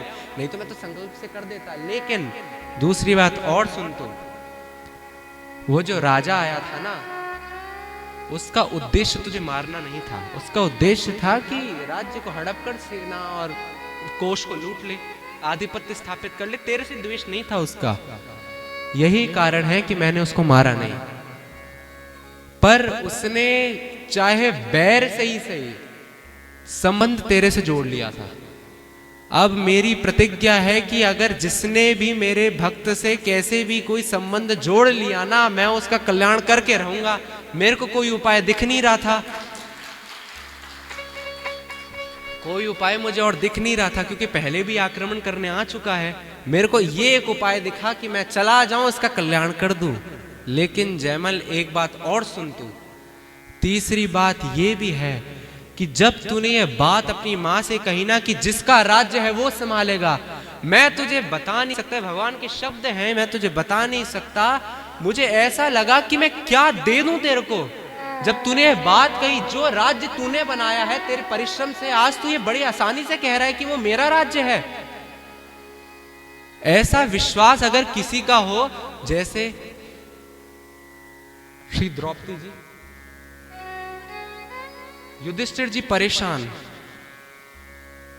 श्री दुर्वासा मुनि आए, और दुर्वासा मुनि की ख्याति सी बात से है कि उन्हें क्रोध बहुत आता है। क्रोध में सबसे पहले श्राप देते हैं, बात बाद में करेंगे वो, और श्राप लगता भी है क्योंकि तपस्वी है। दुर्वासा जी आए हैं, नकुल सहदेव ने आके बताया, युधिष्ठिर जी ने कहा कि अच्छा यहीं पे करना है, प्रसाद पाना है। पता चला द्रौपदी जी ने पूरा वो जो भगवान सूर्य के द्वारा दिया गया जो पात्र था, वो पात्र पूरा करके उन्होंने पा लिया है, अब उसमें से अन्न नहीं निकलेगा। युधिष्ठिर जी गए और बोला कि पांचाली, श्री दुर्वासा जी मुनि अपने कई सारे शिष्यों के साथ पधारे हैं, कुछ है? बोले मैंने तो अभी अभी पाया है। अभी अभी पाया है? ऐसे ही सुना श्री युधिष्ठिर जी ने तत्काल मूर्छित होकर गिर गए। और द्रौपदी जी को कुछ समझ नहीं आया कि ये बेहोश क्यों हो गए। अरे जिस महाराजा, जिस सम्राट युधिष्ठिर को बड़े बड़े योद्धा मूर्छित नहीं कर सकते, वो कैसे मूर्छित हो सकते हैं? तो जल छिड़का, बोले प्राणनाथ आप मूर्छित कैसे हो गए? बोले मेरे को भय लग रहा है इस बात का कि दुर्वासा मुनि आए, उनको कुछ मिला नहीं और श्राप दे देंगे। द्रौपदी जी क्या कहती है, क्योंकि एक बार हो चुका है वो जो हरण की लीला हुई है, जहां पे भरी सभा में चीर हरण हो रहा था, वहां पे वस्त्र के रूप में जो भगवान का अवतार हुआ है, वह लीला द्रौपदी जी देख चुकी हैं। तो मन में है जिसने एक बार संभाला है वो फिर संभालेगा। द्रौपदी जी ने कहा आप कैसी बात करते हैं? कृष्ण कहूं गए हैं? कहीं गए हैं क्या भगवान? वो संभालेंगे। इतना कहना था, भगवान कहीं वास्तव में थोड़ी वहीं आ गए। भगवान ने कहा कि पांचाली बहुत भूख लगी है, कुछ खिलाओ। बोले वो गरीबी में आटा गीला वाली बात हो गई है कि एक तो मुसीबत है, ऊपर से आप फिर आ गए हैं और कह रहे हैं कि कुछ पवाओ, कुछ है ही नहीं। बोले कुछ तो होगा, थोड़ा बहुत, कोई एक दाना तो दिखाया। तो महाप्रसाद का एक कण। द्रौपदी तो बहुत है, इसमें तो मेरा ब्रह्मांड खा लेगा। युधिष्ठिर जी को विश्वास नहीं हो रहा कि क्या कह रहे हैं, द्वारिकाधीश पूरा ब्रह्मांड खा लेगा क्या? इनको भी यह भी मजाक सूझ रहा है, हंसी ठिठोली सूझ रही है। भगवान ने लिया, मुख में रखा और बोले जाओ नकुल सहदेव जाओ, बोल के आओ, आमंत्रण दे के आओ। बोले महाराज कुछ है ही नहीं, आमंत्रण किस बात का दे? घर में अतिथि को तो तब बुलाए ना जब घर में कुछ हो। बोले जाओ तो सही। जाके जब बुलाया तो क्या मिला? संध्या कर रहे थे, यज्ञोपवीत धारण करने वाले ब्राह्मण संध्या करते हैं, गायत्री मंत्र का उच्चारण कर रहे थे। और वहीं सरोवर के अंदर वो जैसे ज्यादा पाने के बाद डकार आती है ना बाहर, सब एक साथ डकार लेने लगे। बोले गुरुजी अब हम नहीं पा सकते, पता नहीं कैसे हमारा पेट भर गया, अब हम नहीं पा सकते। दुर्वासा मुनि के पास जैसी नकुल सहदेव आए और दुर्वासा मुनि ने कहा कि हम फिर कभी आपका आतिथ्य स्वीकार करेंगे। भगवान ने भीमसेन को भी भेजा था पीछे पीछे कि जाओ पकड़ के लाओ। जब पता होता है ना कि इसको नहीं आना है तो ज्यादा प्रयास किया जाता है कि ये नहीं आएगा, बुला लो ना, एक के बाद दूसरा आना तो है नहीं और व्यवहार का व्यवहार बना रहेगा। तो भगवान ने कहा भीमसेन जाओ पकड़ के लाओ। जैसे ही भीमसेन आए, दुर्वासा मुनि ने कहा शिष्य से भागो यहाँ से, नहीं तो कोई ना कोई पकड़ के ले जाएगा, पेट पूरा भरा हुआ है। सब के सब वहां से चले गए। श्री उत्तरा जी जो अभिमन्यु की, आप सबने अभिमन्यु के बारे में सुना होगा, अभिमन्यु जी के बारे में, उनकी पत्नी उत्तरा जी गर्भ में महाराज परीक्षित जो प्रधान श्रोता है श्रीमद् भागवत के, गर्भ में विराजमान है। ब्रह्मास्त्र चला, किसी को नहीं पुकारा, केवल एक। भगवान आए। ऐसे ही ये बात ठाकुर जी ने श्री जयमल जी से कही। जयमल जी ने कहा उस राजा को अंदर आओ, सांवली सूरत का दर्शन करना है ना, तो कहा कि वो सूरत का एक बार दर्शन करा दो इसे दोबारा। यद्यपि ये बात किसी ग्रंथ में नहीं लिखी हुई, लेकिन पूज्य श्री मथुरादास जी महाराज से हमने बात उनके उसमें सुनी थी, भक्तमाली, पूज्य भक्तमाली श्री मथुरादास जी महाराज, कि जब वो राजा अंदर आया और भगवान ने उसी स्वरूप में दर्शन दिया, तो राजा के मन में आया कि देखो सबसे उचित बात तो यह है कि इसी स्वरूप के सामने शरीर को छोड़ दिया जाए। फिर उठा कि कोई और भी विकल्प है, तो मन ने समझाया, वापस उत्तर आया अंदर से कि अगर और विकल्प में मैं चला गया ना तो ये मौका छोड़ दूंगा। मरना तो था ही, मर तो गया ही था मैं लगभग युद्ध भूमि में, ये तो जयमल जी ने जीवन दान दे दिया, वरना तो तलवार गर्दन पर ही थी। और जैसे ही उस सूरत को देखा, उस सूरत को देखते देखते श्री जयमल जी से वो जो राजा था वो पूछता है कि आपको ये सब संसार लुभाया नहीं है? आप भी तो राजा हैं, बड़े राज्य के राजा हैं, ये सब आपको लुभाया नहीं? ये परिवार, ये धन, ये मोह ममता, पुत्र सब है, ये सब आपको कुछ लुभाया नहीं? जयमल जी कहते हैं कि देखो भाई, मैंने एक बात जानी है, जब यहां से मेड़ता से मेरी जीजी श्री भक्तिमती मीराबाई जी जा रही थी, तो मैंने एक बात जाना कि वो तो यहाँ से शरीर से जा रही हैं, लेकिन उनके सिद्धांत यहाँ पर हैं, उनके वचन मेरे पास है। और उन्होंने इस बात को कहा था कि अगर जो ये मन में, मैंने प्रश्न उठाया था, आपने प्रारंभ में सुना कि मेरे मन को लगाओगे, मन में इतने इतने विकार हैं, कभी मोह कभी ममता, कुछ ना कुछ है, आसक्तियां हैं। तो उन्होंने यही कहा कि भाई जयमल, तू चाह कर भी संसार से अपनी आसक्ति को छीन नहीं सकता, क्योंकि तेरा वो स्वभाव में नहीं है, तू राजा है, तू बनने वाला, तेरे में रजोगुण एक प्रारंभ से निर्धारित, एक प्रारंभ से तेरे हृदय में है। तो तू एक काम करना, तू अपने गिरधर के चरणों में अपने इस आसक्ति, मोह और ममता को समर्पित कर देना। श्रीमद् भागवत के महात्म का दूसरा श्लोक है, यम प्रवजंतम अनुपेत मपेत कृत्यम द्वैपायनो विरह कातर आजुहावा पुत्रेति तन्मयतया तरवो भिनेदु स्तम सर्वभूत हृदय मुनि मानतोस्मि। पुत्रेति तन्मयतया, भागवत श्रीमद् भागवत के रचयिता श्री व्यास जी महाराज, उनके भी मन में वो मोह था अपने पुत्र के प्रति कि भाई सुखदेव जी आए हैं, पुत्रेति तन्मयतया। लेकिन वो भंग कैसे हुआ कि जब वृक्षों से आवाज आने लगी शुको हम शुको हम शुको हम, तब भंग हुआ। तब जाना कि जिस तत्व की प्राप्ति हम करना चाह रहे थे मेरे पुत्र ने तो पहले ही कर ली।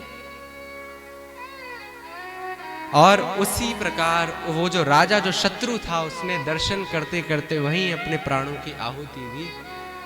और ऐसे ही भगवत भजन भावना में अपने आप को स्थापित करके श्री जयमल जी ने भी अपना देह त्याग करके भगवत धाम की यात्रा करी।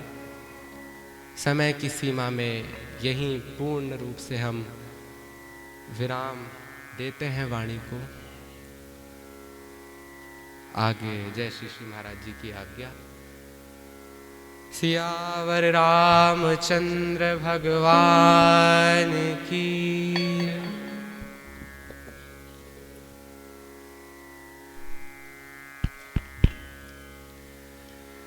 श्री राधे श्री राधे।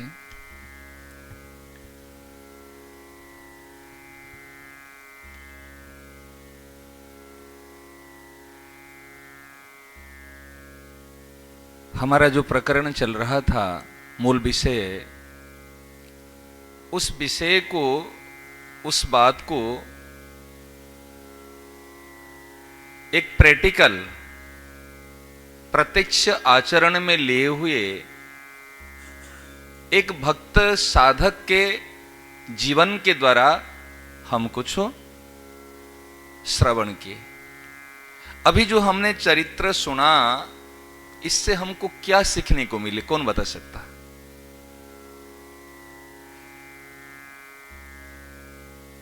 हाथ उठा के एक दो लाइन में। अभी जो ये चरित्र श्रवण किए, इस चरित्र में से हमको क्या सीखने को मिली? चरित्र तो सुन लिया हमने, क्या हमको क्या विशेषता लगी, क्या हम काम में ले सकते हैं?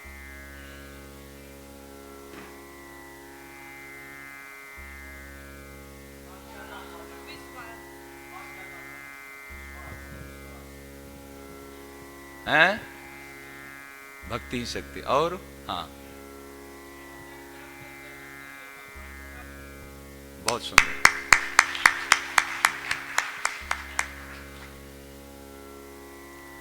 देखो, इस चरित्र के लिए इसलिए विचार उठा था, हम सोचते हैं हम साधु संत थोड़ी है, हम घर गृहस्थ में रहे, हम कर्म करते हैं, तो हम क्या भजन कर पाएंगे, हम क्या प्रभु को बुला पाएंगे? विश्वास है, भक्ति ही शक्ति है, आज्ञा पालन है, सब कुछ है। एक बात बता रहा हूं, जीवन में ध्यान देना, बहुत कम शब्द में और सार बात। इस चरित्र में मूल में जो कई भक्तों का चरित्र आया है भक्तमाल में, उसमें मूल है चार जुग चतुर्भुज सदा भक्त गिरा सांचीकरण। चार युग में भगवान चतुर्भुज अपने भक्तों की वाणी को सच्ची कर लेते हैं। अगर भक्तों की वाणी कभी फिसल जाती है, भक्तों की वाणी में कभी सत्यता नहीं रहती है, तो वाणी को भगवान सत्य कर लेते हैं। भगवान प्रतिज्ञा को निभाते हैं। भगवान कहते हैं, अर्जुन तू प्रतिज्ञा कर ले, मैं प्रतिज्ञा करूंगा तो मेरी प्रतिज्ञा रहेगी या नहीं रहेगी उसमें संदेह है, परंतु तू प्रतिज्ञा कर ले। और अर्जुन को प्रतिज्ञा करने की आदत बड़ी हुई है। जयद्रथ को अगर सूर्यास्त से पहले नहीं मारूंगा तो मैं आज अग्नि में प्रवेश कर लूंगा। और प्रतिज्ञा किया अर्जुन, और चिंता हुई भगवान को। समझ में रहे ना? तो अर्जुन छोटी छोटी बात पर प्रतिज्ञा कर लेता है। इसे शुद्धोना के समय भी प्रतिज्ञा कर लिया भक्तों के मारने के लिए, कहीं मैं अगर मार नहीं पाऊंगा तो फिर मैं अभी ऐसे मर जाऊंगा, अभी तीनों बाणों में उसको मारूंगा। अरे कैसे मार सकता है? मतलब कहने के तात्पर्य एक का बल होना चाहिए। तो हमारा जो बल है, हमारा बल रुपया का बल है, हमारा बल व्यक्ति का बल है, हमारा बल वस्तुओं का बल है, हमारा बल शक्ति का बल है ना, हमारा बल सत्य का बल है। एक बात बता रहा हूं सारी चीज के, इसके जो सार बात है यह है, सार बात है जीवन में एक छोटा सा नियम होना चाहिए। नियम से निष्ठा होती है और निष्ठा से अनन्यता आती है और अनन्यता से भगवान की प्रीति होती है और प्रीति ही जीवन है। नियम देखो क्या है, मीराबाई के संग से उन्होंने एक नियम लिया, मुझे 3.25 घंटे भगवान को देना है। ये छोटी सी बात जो हम कर सकते, इस बात हम करते, बड़ी बड़ी बातें नहीं करेंगे। हम जिस स्तर में हैं, हम फैक्ट्री में सेवा दे रहे, कितने घंटे ड्यूटी आप लोगों की है? 8 घंटे ड्यूटी है, सही ना? नहीं, कितने घंटे हमको भगवान ने दिया? कितना घंटे? 24 घंटे। 24 घंटे से हमने 8 घंटे कर्म क्षेत्र को दे दिया और कितने घंटे बचे? 16 घंटे। 16 घंटे से प्रैक्टिकल बात करते, 16 घंटे से हमको नींद कितने घंटे लेते हैं, सोते कितने घंटे?